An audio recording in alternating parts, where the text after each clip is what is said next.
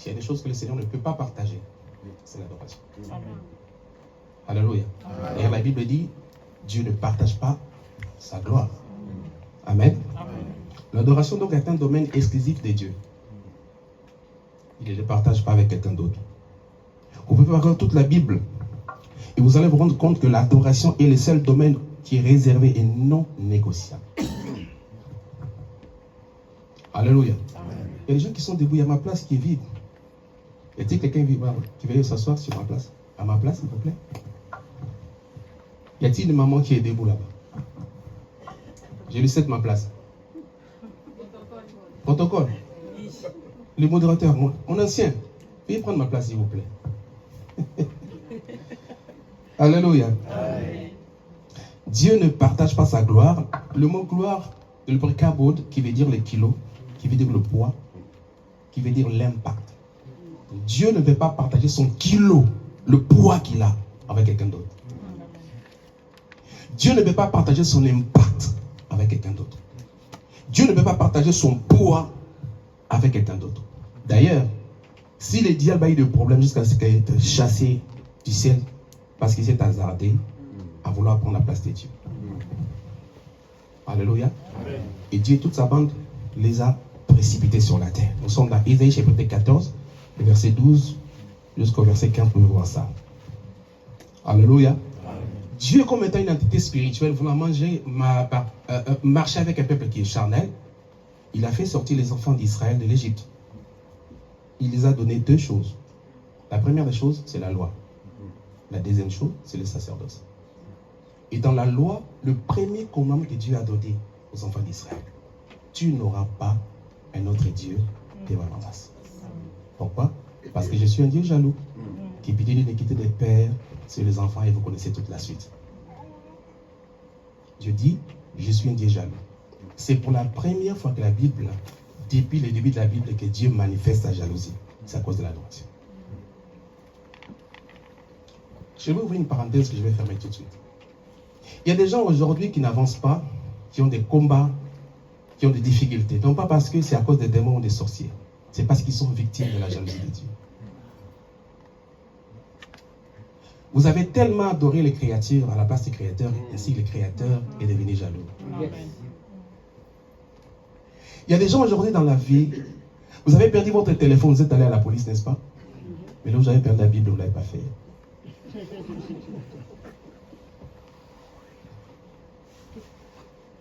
Vous aimez tellement les créatures, vous oubliez les créateurs. Et c'est donc le créateur devenu jaloux. Donc il y a certaines personnes qui sont victimes de la jalousie de Dieu. Vous avez tellement remplacé Dieu à la place d'autres choses et que Dieu est devenu jaloux à cause de ça. Est-ce que je parle à une personne? Amen. Pour certaines personnes, c'est leur travail. Quand vous dites qu'il y a un travail au niveau de l'église, non, ça là. Ce n'est pas mauvais, n'est-ce pas? Mais la Bible dit, tu aimeras l'Éternel ton Dieu de tout ton cœur, de ta force, de ton âme. Alléluia, est-ce que je parle à une personne? Amen. Dieu déteste la rivalité. Dieu déteste la rivalité. Il y a beaucoup de choses qu'on peut dire sur l'adoration. Mais je vais donner 3 ou 4 éléments et nous allons continuer après. L'adoration n'a rien à voir avec le mot ni avec les phrases. Car si l'adoration tenait seulement aux mots, alors les sourds-muets n'adoreraient pas Dieu. Et pourtant, dans mon pays, à l'église de Saint-Précieux, il y a une chorale de sourds-muets. Oh, moi, je n'entends rien. Mais celui qui reçoit l'adoration comprend parfaitement chaque mot et chaque sourd. Alléluia. L'adoration va à un niveau beaucoup plus élevé que les mots. J'aime Dieu parce que c'est un Dieu qui reçoit même l'adoration de ceux qui n'ont pas été à l'école. Dieu reçoit l'adoration même de ceux qui ne savent pas lire. Amen. Alléluia. Amen. À cause de la disposition de leur cœur. L'adoration n'a rien à voir avec les phrases. Car si Dieu tenait seulement aux phrases, il aurait besoin de poètes. Amen. Et au moins ça va dîner des phrases. Ils ont de belles phrases. Alléluia. L'adoration n'a rien à voir avec les mots, rien à voir avec les phrases. Ça a un niveau beaucoup plus élevé que celui-là. Je vais donner quelques éléments. C'est ce qu'on appelle l'adoration. La première chose qu'il faut savoir, c'est que l'adoration, c'est une vie. L'adoration, c'est une façon de vivre. Un modèle de vie. Alléluia. L'adoration, c'est une façon de vivre. C'est un style de vie. L'adoration, c'est un mode de vie qui n'a rien à voir avec nos paroles. L'adoration, c'est vivre exclusivement pour faire plaisir à Dieu. Ainsi, donc, quoi que vous mangez, vous travaillez, vous dormiez, vous êtes vous-même une adoration. L'adoration, c'est ce que vous êtes. Ce ne sont pas les mots. Lorsque Dieu vous regarde, il veut que vous soyez une adoration. Écoutez-moi bien aimé, il n'y a aucun mot, aucune phrase que vous pouvez prononcer que Dieu fasse « Waouh, ça je n'avais pas entendu dire ». Dieu ne veut pas être intimidé par nos mots, ni par nos chants, ni par nos phrases. Ce qui intimide Dieu, c'est la qualité de notre vie. C'est comme ça que Paul parlant en Romains, il dit « Je vous exhorte par les compassions de Christ à offrir vos corps comme un sacrifice vivant, saint et agréable. C'est ce qui sera de votre part un culte raisonnable. » Donc lorsque Dieu te regarde, il veut que ta vie soit un culte. C'est ça l'adoration. L'adoration, c'est ton existence, un culte à Dieu. Lorsque Dieu te regarde, il n'a pas à te reprocher. Même si tu es un humain, mais lorsque Dieu te regarde, il va avoir un culte qui lui est agréable. Je vous donne des exemples. Un jour, le diable s'est promené. Alors Dieu le rencontre et dit, d'où viens-tu? Il dit, je viens de me parcourir, de me promener. As-tu remarqué mon serviteur Job? Il dit, oui, je l'ai vu. Il dit, c'est un homme intègre, craignant Dieu et se détournant du mal. Ce sont les 3 dimensions de la sanctification. Amen. Il dit, c'est un homme intègre, craignant Dieu, troisièmement, se détournant du mal. C'est pourtant Job n'était pas un chanteur ni un adorateur. Ce n'était pas une question de chant et d'adoration. Sa vie, c'était un culte. Alléluia. La vie de Job était un culte devant Dieu. Curieusement, Dieu présente celui qu'il aime à son ennemi.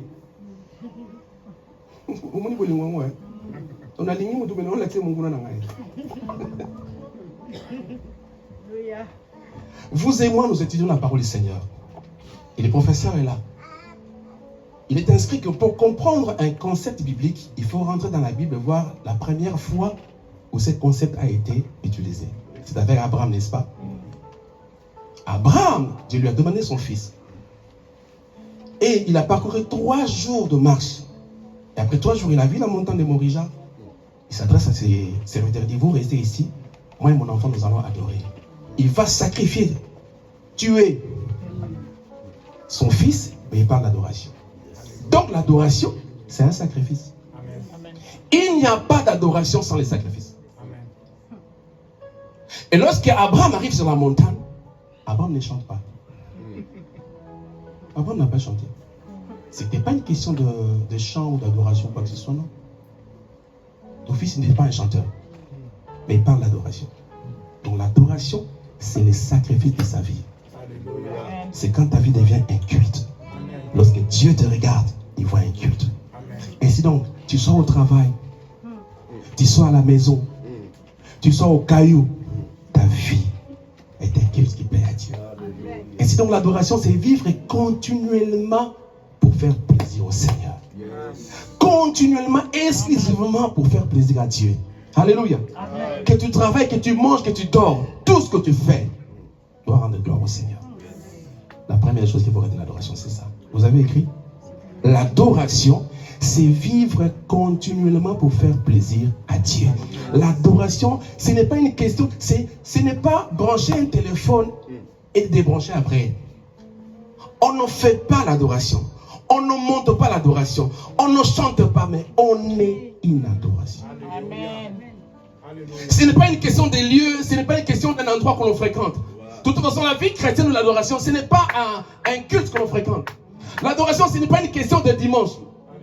Il y a certaines personnes qui viennent à l'église, c'est comme si c'est une espèce de téléphone que l'on branche et qu'on débranche le lundi.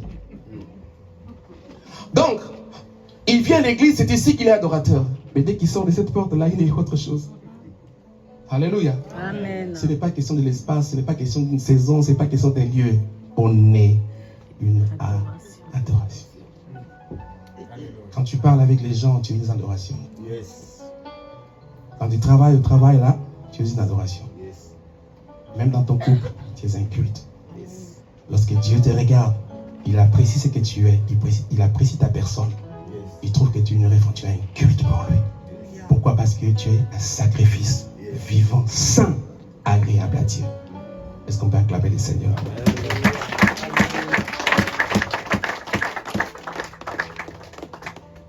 Pourquoi je dis cela? Parce que Dieu, avant de recevoir ton offrande ou ton sacrifice, commence par considérer la personne qui offre le sacrifice avant de jeter un regard favorable sur l'offrande. À partir du moment où j'accepte Abraham comme un sacrifice, je peux avoir son Isaac.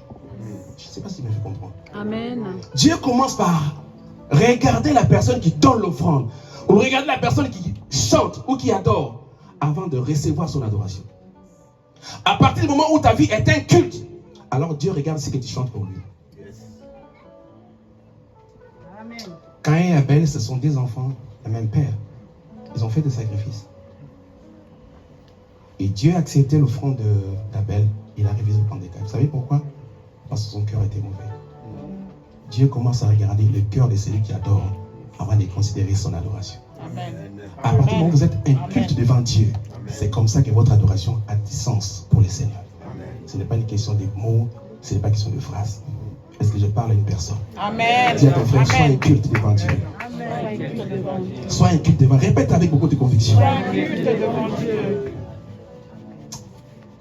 C'est malheureux de voir que l'adoration aujourd'hui n'a pas son impact au milieu de l'église. Pourquoi? Parce que le cœur des gens est très mauvais. Il y a un empoisonnement à l'église aujourd'hui. Il y a des gens qui ne se parlent pas, qui ne se disent pas bonjour.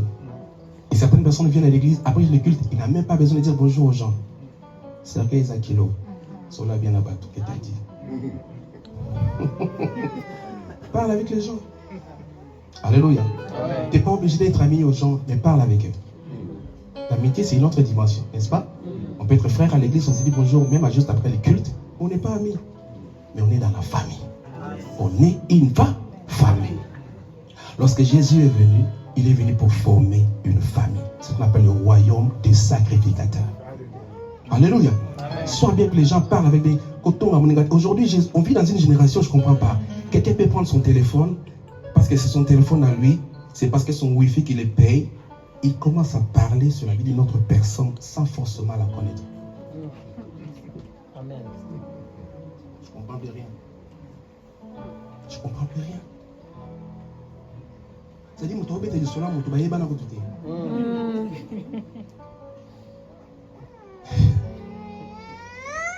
Comment voulez-vous que la gloire de Dieu soit au milieu de nous? On ne s'aime pas, on a la haine. On ne s'aime pas. Comment pourrais-tu aimer quelqu'un que tu ne vois pas? Et ton frère que tu vois, tu ne sais pas l'aimer. Alléluia. Amen. Dieu commence par considérer nos cœurs avant de recueillir notre adoration. Tu peux beau chanter, multiplier les paroles, ça n'intimide pas Dieu. Il n'y a aucune phrase que tu peux prononcer qui puisse intimider Dieu. Dieu, c'est l'intelligence supérieure. Et là, il y a des gens surtout. Alléluia. Ce n'est pas une question de mots ni de phrases. C'est une question de cœur. La vie chrétienne bien-aimée, ce n'est pas un poste que vous occupez à l'église. La vie chrétienne, ce n'est pas le travail fait pour le Seigneur. C'est de l'intimité qu'il y a au-dedans. Amen. Alléluia. Amen. Dis à ton frère, sois intime de Dieu. La deuxième des choses qu'il faut retenir pour l'adoration, c'est que l'adoration, c'est une relation. Amen. L'adoration est une relation. De la même manière, lorsque deux personnes sont en relation, que ce soit par amour ou par amitié, chaque partie cherche à entretenir la relation. Alléluia. Chaque partie cherche à entretenir la chaleur de cette relation. Vous pouvez physiquement être éloigné, mais on s'écrit des textos. On s'envoie des photos. Je peux être ici à Nairobi, ma femme est au Congo. De temps en temps, je lui envoie un texto, juste pour entretenir la relation. Alléluia. L'adoration, c'est être en relation avec Dieu. Et tout le comportement que j'affiche, même si je suis au loin de mon partenaire, est dicté par le fait que je suis en relation avec une personne.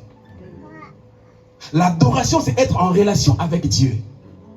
Et partout où je me trouve, tout ce que je fais, les gestuels que tout tout ce que je fais, tout ce que je dis, mon comportement, même quand je parle devant une autre femme, est dicté par le fait que je suis en relation avec Dieu. Amen. Alléluia. Je suis un homme marié. Moi, je peux être au Congo, ma femme est ici. La relation n'est pas seulement relation parce qu'on est ensemble. La relation reste même si on est, n'est-ce pas? Il y a des personnes qui sont ici, mais dont le mari ou la femme se trouve ailleurs. Peut-être au travail à ces moments. Et c'est pourtant que vous êtes séparés? Non. Vous êtes en relation. Et tout ce que vous faites comme mouvement, tout ce que vous dites, vos paroles, vos gestes, tout ce que vous faites est dicté par le fait que vous êtes en relation avec votre partenaire. Et sinon, lorsqu'on est en relation avec une personne, vous ne pouvez pas la blesser. Parce que vous êtes en relation avec cette personne. L'adoration, c'est être en relation avec Dieu. Et vivre consciencieusement sans penser que je appartiens à Dieu. Et sinon, tout ce que je fais, tout ce que je dis est contrôlé, dicté par le fait que je suis en relation et j'appartiens à Dieu. C'est ça l'adoration. Ce n'est pas parce qu'on n'est pas ensemble que la relation est finie. Non. Venir à l'église, c'est vous connecter à Dieu. Et dès que vous sortez là-bas, vous restez enfant de Dieu. Vous restez enfant de Dieu. Parce que pourquoi? Il y a un mystère quand on est intime de Dieu. Lorsque vous êtes intime de quelqu'un, que ce soit par amour, par amitié, il se passe quelque chose. Car l'intimité produit en vous la ressemblance. Quand on est intime de quelqu'un, forcément la personne à qui vous êtes intime finit par se reproduire en vous. C'est comme ça que lorsque vous parlez avec deux personnes qui sont intimement liées, mais qui ne sont pas ensemble, lorsque vous parlez à la femme, et que quelques temps après vous rencontrez l'homme, vous avez l'impression d'avoir parlé à la même personne. Les Français disent qu'ils s'assemblent, c'est Ressemble. Vous êtes tellement lié à votre épouse. Il y a un problème qui survient à la maison. Vous résolvez le problème. Votre mari n'est pas là. Mais lorsque votre mari retourne après son travail, vous dites que papa est. Voilà ce que je fais. Si j'étais là, j'allais faire la même chose. Ça, c'est les degrés d'intimité. Alléluia. Lorsque vous êtes surtout dans l'amitié, quand des personnes sont intimement liées par amitié, ils se commencent à se ressembler. Il y en a qui veulent même mettre les mêmes habits. J'ai jamais vu ça. Surtout les femmes, bazarons ma casse.